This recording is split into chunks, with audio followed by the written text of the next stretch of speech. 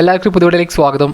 Big boss season 6 ഈ ആഴ്ചത്തെ എന്താ പറയുക ജയിൽവാസം രണ്ട് വ്യക്തികൾക്കാണ്, അൻഷിബ അതുപോലെ തന്നെ സീക്രട്ട് ഏജൻറ്റ്. രണ്ട് പേരും നമ്മൾ സത്യം പറഞ്ഞാൽ ഓൾറെഡി നമുക്ക് ഗസ് ചെയ്യാൻ പറ്റുന്ന രണ്ട് നെയിംസ് തന്നെ ആയിരുന്നു. കാരണം അൻഷിബയ്ക്കും പവർ ടീമിനും വലിയ രീതിയിലുള്ള ഒരു സംഘർഷം തന്നെയാണ് ഈ ഒരു ആഴ്ച ത്രൂ ഔട്ട് നടന്നിരുന്നത്. തീർച്ചയായും പവർ ടീമിൻ്റെ ഭാഗത്ത് നിന്ന് അൻഷിബയെ നോമിനേറ്റ് ചെയ്യുന്നതിൽ യാതൊരു ഡൗട്ടും തന്നെ നമുക്ക് ഉണ്ടായിരുന്നില്ല.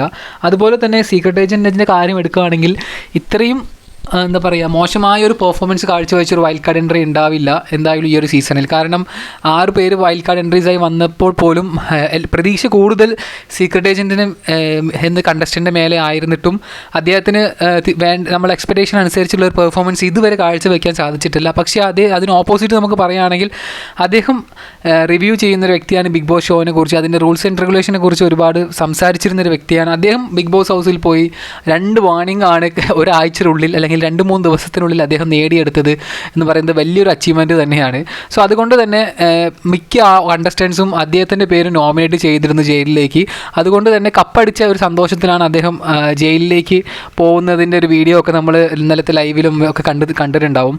എന്തായാലും ജയിലിൽ പോയി തിരിച്ചു വരുമ്പോൾ ആളുകളൊക്കെ തന്നെ ഒരു മാറ്റം ഉണ്ടാവും എന്നുള്ള ഒരു അഭ്യൂഹം തീർച്ചയായും ബിഗ് ബോസ് ഹൗസിലുണ്ട്. എന്തായാലും സായിക്ക് ഇനി ജയിൽവാസം കഴിഞ്ഞ് പുറത്ത് വരുമ്പോൾ അദ്ദേഹം നമ്മൾ എക്സ്പെക്റ്റ് ചെയ്ത ഒരു മത്സരാർത്ഥിയായി മാറാൻ അദ്ദേഹത്തിന് സാധിക്കുമോ എന്ന് നമുക്ക് വെയിറ്റ് ചെയ്ത് തന്നെ കാണാം. ഒരു ചെറിയ വീഡിയോ ആണ്, ഇഷ്ടപ്പെടുന്നതിന് സപ്പോർട്ട് ചെയ്യണം. താങ്ക്